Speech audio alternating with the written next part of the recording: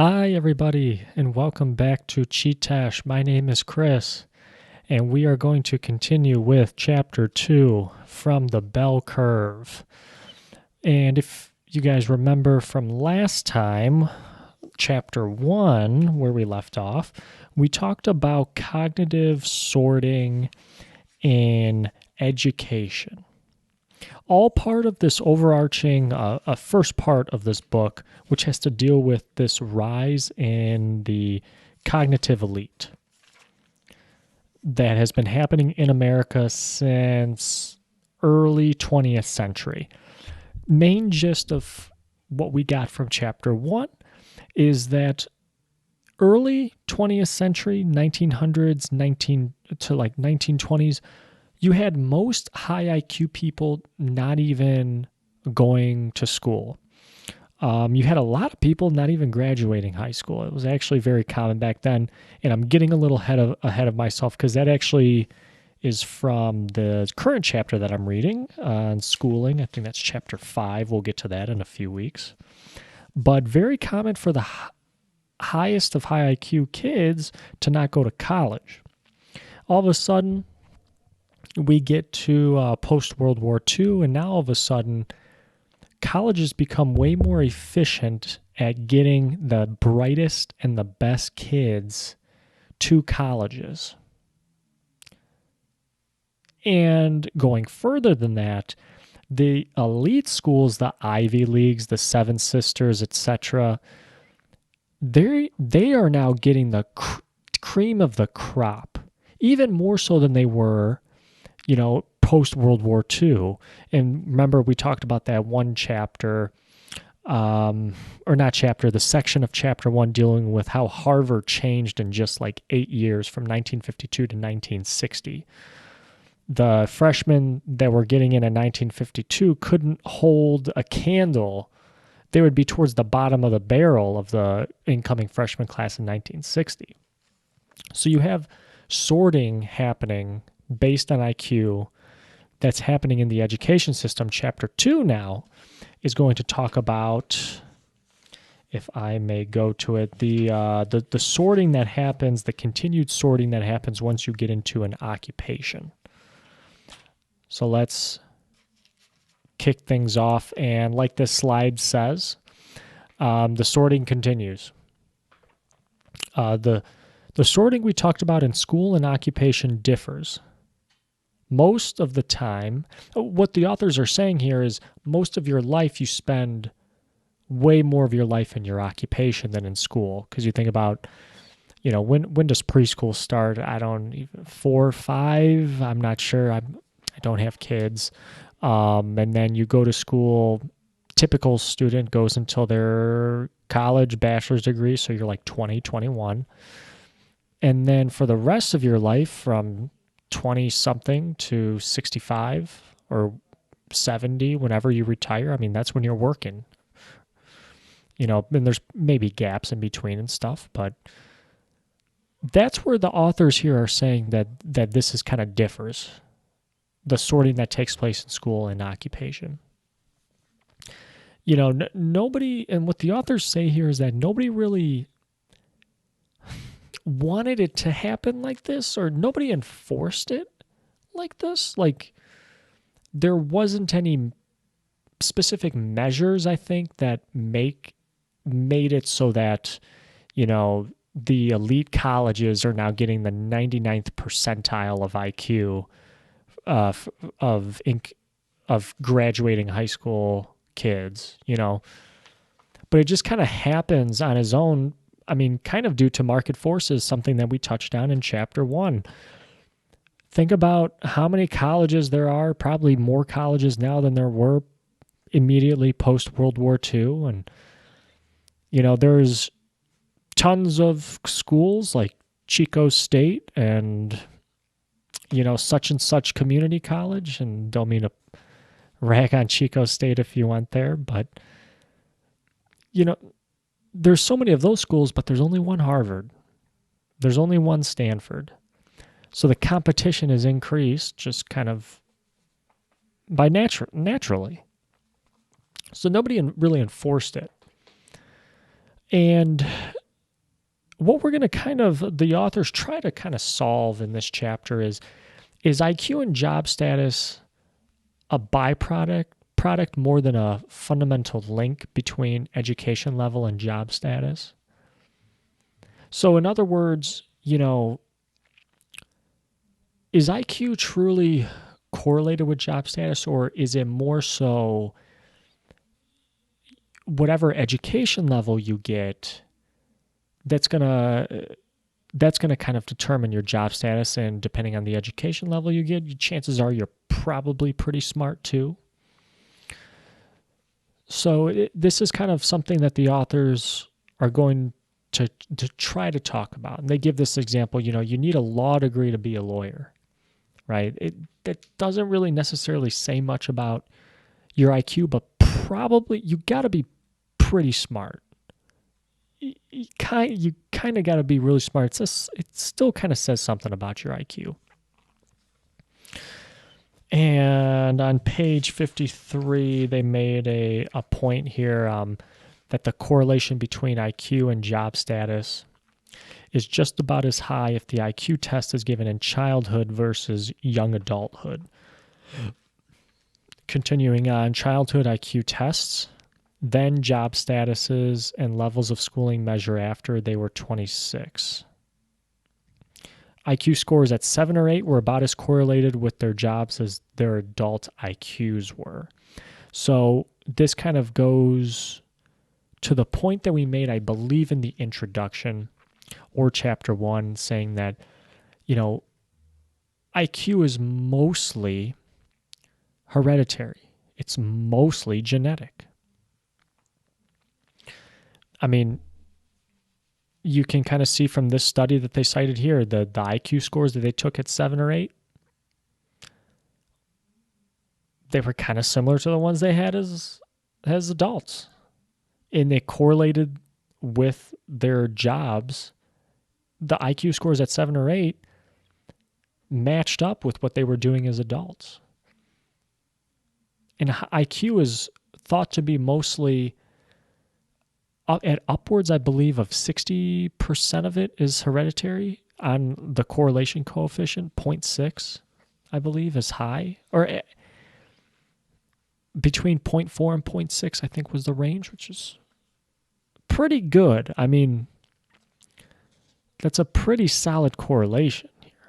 So your IQ when you're a child, it's not going to change much up until your young adulthood. Your IQ is what it is from your parents, from your family lineage. Let's continue on. This Denmark study, this was on page, I believe it was 54. Yes, 54. So this Danish study on family resemblance and job status. So men and women adopted around Copenhagen between 1924 and 1947. They were placed in environments that were different than their biological siblings. So biologically related siblings, separated. And what ended up happening was that the biologically related siblings ended up resembling each other in job status. Biologically related, but they were separated. They were raised in different homes. And the adoptive siblings were not significantly correlated with the biological siblings. So what is this kind of getting at here? Well, the environment had little to do with the job status or the IQ of these biologically related siblings. They're biologically related. They come, the same mom and dad. They're going to inherit the same, or excuse me, not the same, but genetics here. They're going to inherit similar traits from their parents. And the environment is going to have very little to do with changing that. I'm not going to say nothing. And I don't think the authors here are saying that the environment has nothing to do with it. It's just there's a strong genetic component with IQ, which what the authors are saying here directly has a correlation with job status. Moving forward, next slide. There was a huge growth of high IQ professions. So possibly this happened due to the fact that we were getting more kids in college. So more specialized of a skill set in order to fill more of these highly specialized professions. So as the authors say here, anybody can dig a ditch, but not everyone can go to law school. And as these, law jobs, attorney, lawyers, etc., they grew over this time. Why did they grow? Well, there must have been a need for it. And because of that, more high IQ people flocked to this profession instead of blue-collar work. And you could kind of maybe take a guess at why they flocked to it. Possibly because the pay, status, etc.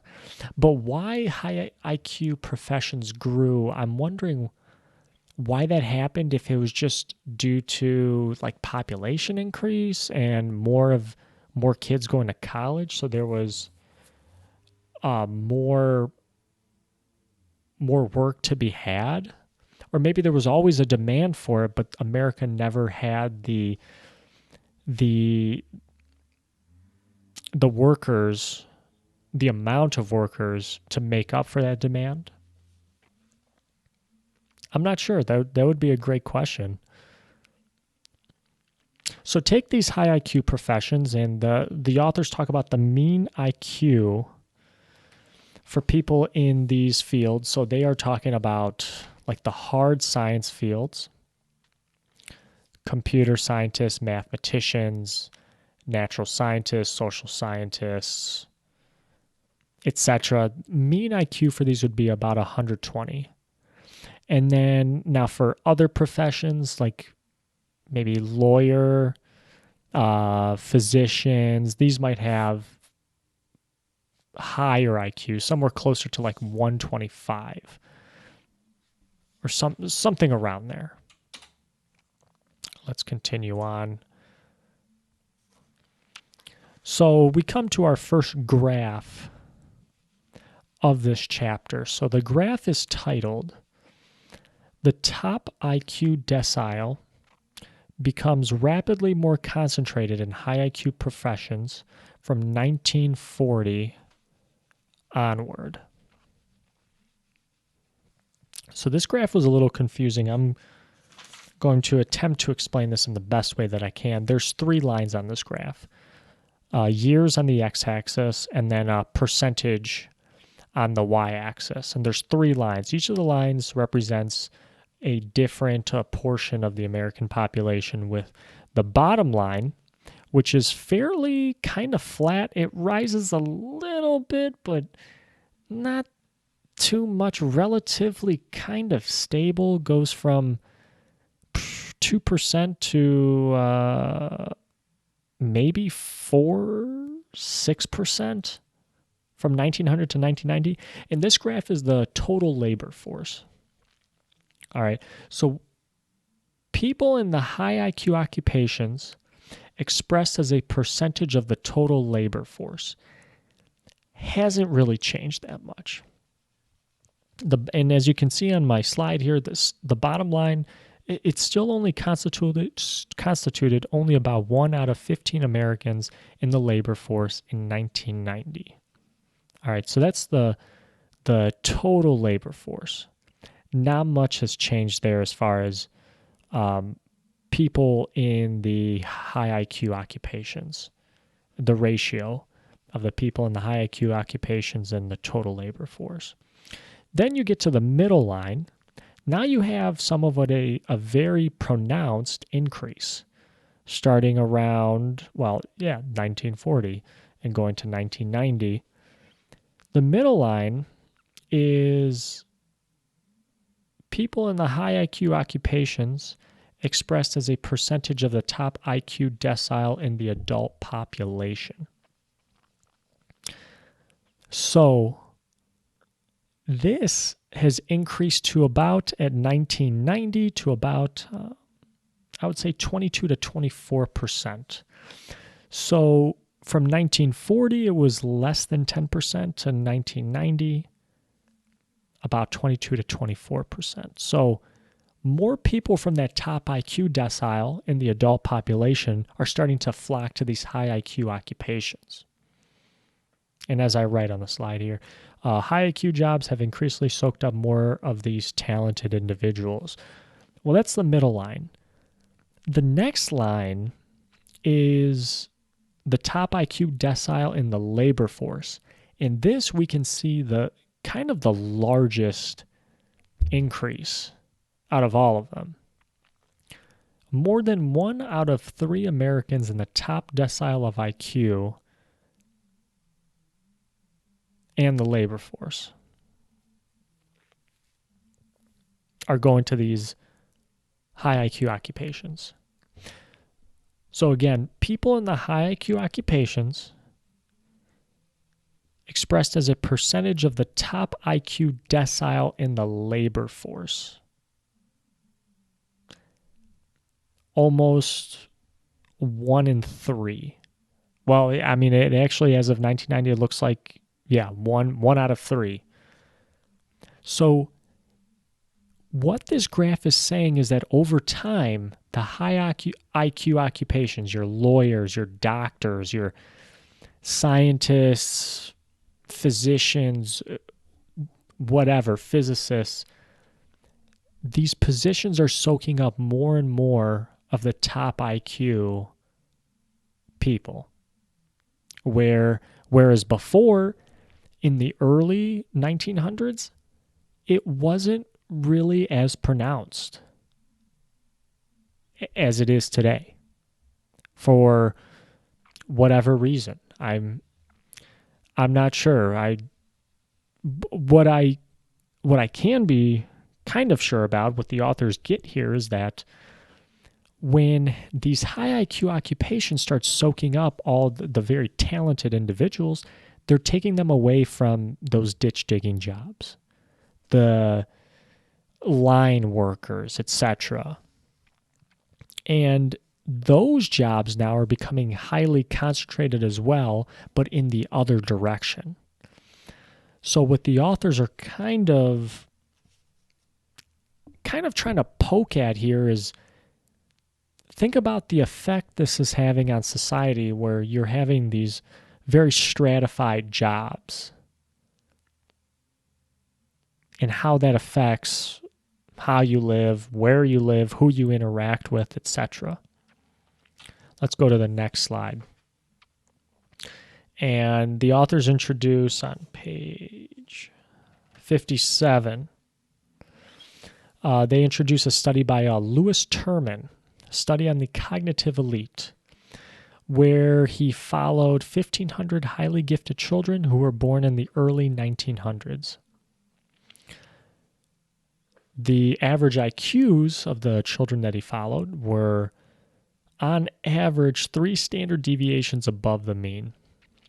So you're talking about something that's very, very, very high. I think this is at the 98th percentile, I believe, is 3 standard deviations, I believe. And it might even be more than that, 99.99 percentile. By 1940, the study members were participating in high IQ professions at 3 times the rate of people in the top 10%.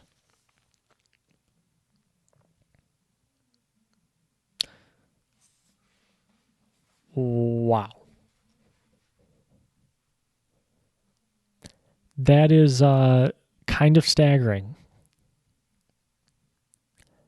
By 1940, when these kids that he had been following are kind of grown up adults, they're participating in high IQ professions at 3 times the rate of people in the top 10%. Top 10%. That is very, very staggering. This again was on page 57. He writes, as of 1940, members of the term and sample who had finished their schooling were engaged in high IQ professions at 3 times the rate of people in the top 10%. 24% for the term and sample against 8% for the top decile in 1940. If that was the case in 1940, when fewer than 1 in 12 people in the top decile were working in high IQ professions, what might be the proportion for a comparable sample today? And the authors are saying here, presumably much higher. So this is just in 1940. Keep that in mind. What was it like when this book was written? Like early 90s?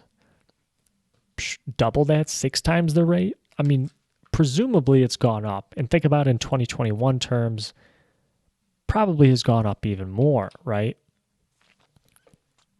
The authors get into next cognitive screens in people who lead the executive suites of these major corporations. And this can kind of be translated down to not just the executive suite, not just the people at the high top of the building in the corner offices, but you might even be able to make this relation to other workers at this corporation. Just the fact that the higher levels, the high IQ positions at these companies are becoming more and more concentrated with high IQ people. So the authors explain here, in 1900, more than 2/3 of the presidents and chairmen of America's largest corporations did not even have a college degree. And a college degree was not thought of as important at the time. This we kind of already know from chapter 1. Just not a lot of kids went to college. Not a lot of the high IQ kids were going to college. Just wasn't seen as an option, thought of as important. And they give a quote in here that said, practical business is the best school in college. So, which I mean, it's hard for me to disagree about that. Real world experience is the best school in college. At least in my opinion, I don't know. And it was thought of that just because you had a lack of education did not mean that you were less bright. And I think this was kind of true in those days because, again, an example that we've used a lot, you could have a very, very bright person who worked on a farm. They didn't even consider college. So yeah, they lack the education, but they're not dumber than the guy or gal who gets their bachelor's degree from the state college. But we know the story. Over time, lots of cognitive sorting has happened. So in 1900, a typical CEO was probably born into affluence. They were the son of a business executive. Probably not a lot of women CEOs, if any, back in 1900. And you were Episcopalian. And you were probably white. Just throwing that out there, I think as well. Then by 1950, things start to change. Fewer CEOs born into wealthy families. That number dwindles to about half of what it was compared to 1900. Let's continue on. Then CEOs get educated. Then, do this comparison with 1976, CEOs even less likely now to come from wealthy families than they were in 1950. Social and economic background becoming less important and more of a stress on education. So as you can see from this graph, in 50 years, the education of the typical CEO increases from high school to graduate school.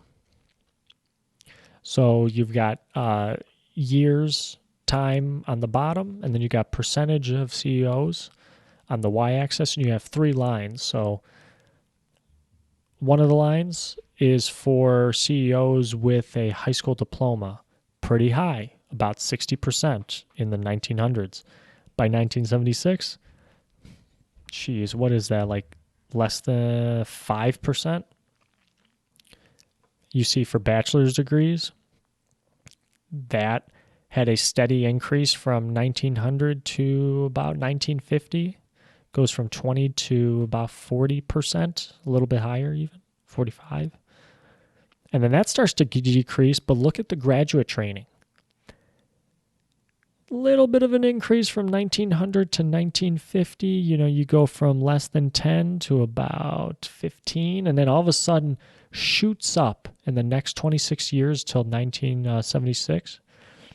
Now, by 1976, 55%, maybe even a little more, of CEOs have a graduate training. So master's degrees, doctorates, Juris Doctors, etc.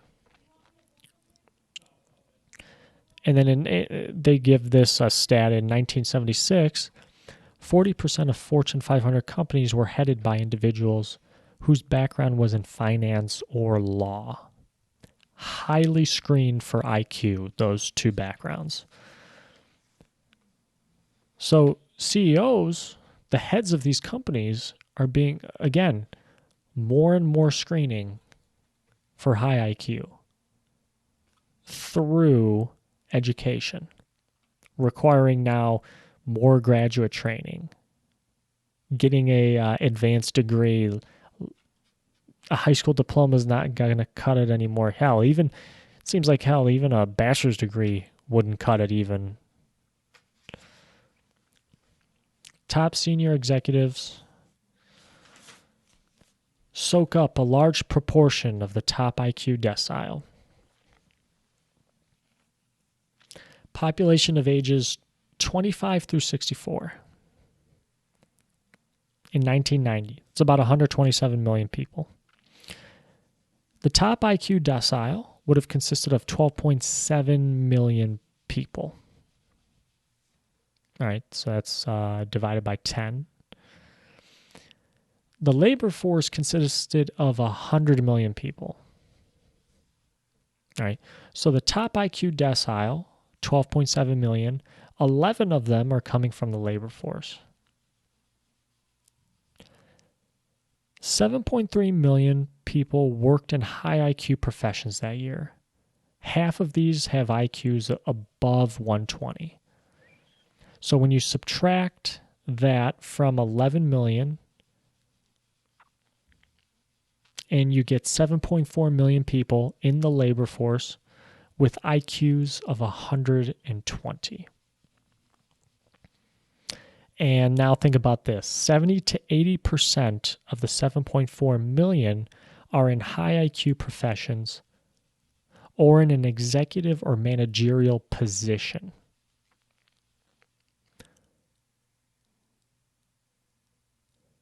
So where are most of these high IQ people working? Lawyers, doctors, scientists, CEOs. If I'm missing something here, let me know.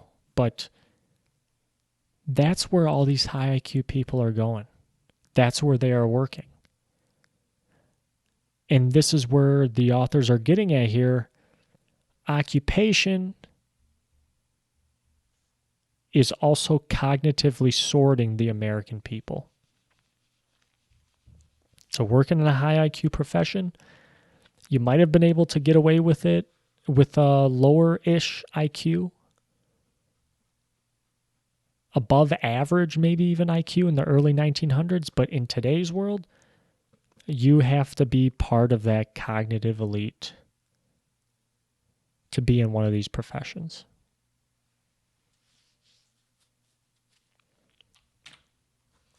last slide here. Mid-century. This kind of is really the whole point of this chapter. It is just kind of summed up in this slide. At mid-century, large proportion of the top 10th of IQ were not working in a high IQ profession and not in a managerial position.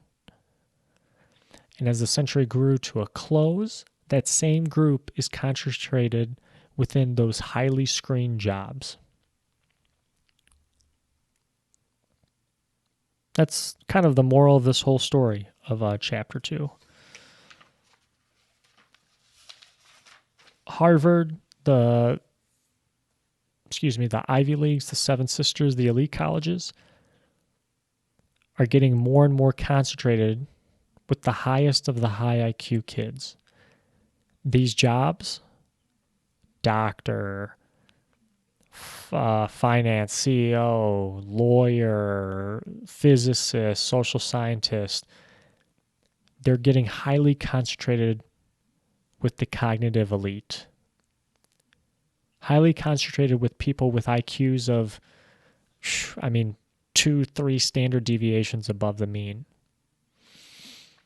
And I'll ask the question, is this a good thing? Is it a bad thing? Is it just kind of is what it is?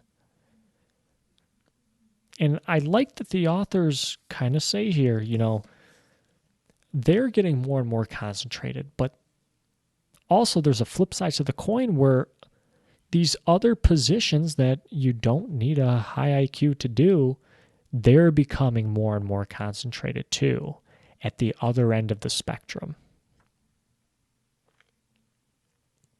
And you got to believe too, there's more of them than there are people in these high IQ positions. And that concludes today. Thank you guys so much for listening.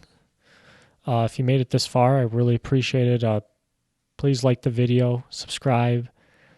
Let me know what you think. This was a relatively short chapter. The next chapter we are going to be diving into, chapter 3. That one's going to be a slightly longer one, the economic pressure to partition. We're going to be talking more about occupations and job status, etc.